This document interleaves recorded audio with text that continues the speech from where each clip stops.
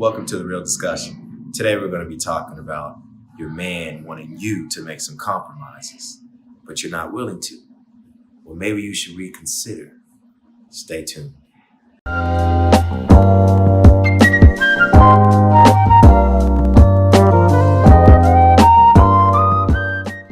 Okay, Dan. Real question here. Okay. Been with my boyfriend for about 6 months. We spent a lot of time together.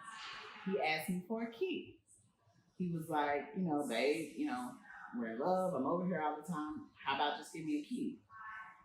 I'm willing to admit, I've lived on my own for over 13 years. I'm very independent. I'm only used to family having my key. And I feel like when we're not married yet, am I being a little too strict? Should I be willing to give him a key and compromise in that way, or tell him? Right. Okay. Yeah. So I see this happening with a lot of women. It's like they'll, when they're engaged in a relationship, sometimes they give too much too soon. Yeah. And that's never a good thing. However, you've been dating this guy for a while. I don't really see too much harm in giving him a key, provided that he's got certain things in place himself. Like, he can't be like this homeless dude you give him the key to, right? Right. This motherfucker I trust him. He has his own place. Right, he's got his but own I'm not place. asking for a key to his place. Right. Well, maybe you should. Oh. Right? I mean, it's a equal playing field, right? You want a key to Okay. my place, let me have a key to your place, right? Okay. But I think that a lot of times, you got some women like yourself where they feel like, I don't want to go too far and overstep certain boundaries. Yeah. And I think what happens is if you reserve yourself too much, you could actually destroy a relationship.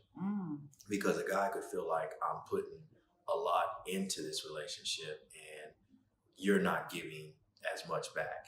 Yeah. And if I feel that way, then I'm going to start withdrawing from you. You follow me? Yeah. So we don't want to hold back too much. Yeah, you don't want to hold back too much, right? Because then you'll just kill the relationship. So in your situation, you've been dating this dude for 6 months. You really like him, right? He's really into you. He's got his shit together. He works. He's not living on the streets or nothing like that, right? No. Living underneath the bridge, right? Panhandling at some damn stoplight. No. Right?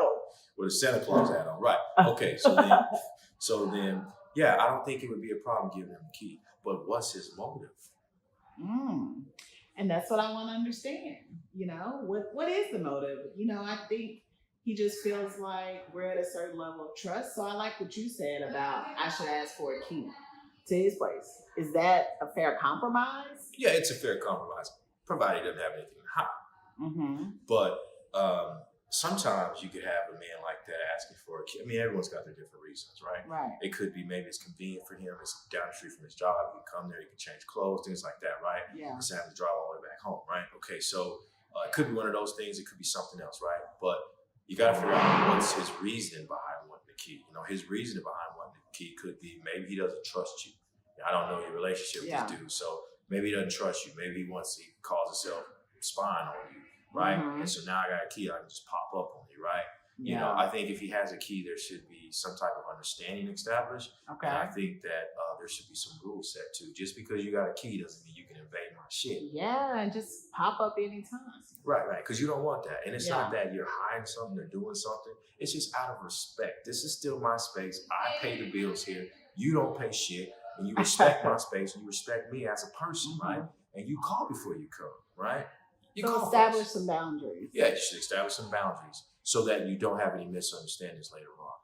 Because once you open up that Pandora, we don't know what's coming through. I feel that the level of compromise will determine the health of your relationship. Oh. So it's like if we're both compromising, that determines, how our relationship is going to continue to progress, because it's like a give and take. That's correct. And there's always needs to be a little compromise on both sides. Yeah, with any relationship, you that's what it's all about. It comes down to compromising, because no two people are fit for each other. That's just some concept some jackass made up, right? But in the real world, it doesn't work that way. You compromise some more. Yeah. But you don't compromise to the point to where you're changing. Yeah. You're compromising yourself and your values, your goals, and things like that. You don't compromise that But the miscellaneous things that make a relationship come together and stick like glue, Mhm. those are the things you compromise. So maybe if I give him a key to my house, I should ask for the password to his phone. That's not happening. Why? Come on now.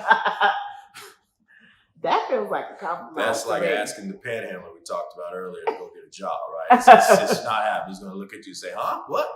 You got $1 or what, right? So, yeah, it's not happening. Equitable compromise only, huh?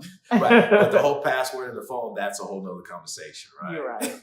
I can't wait to talk about that one. Okay, so this is good advice. I like the idea of asking him for a key as well, establishing some boundaries, and just having a conversation around like the importance of why he needs a key to my house. Correct. Okay, thanks for keeping it real.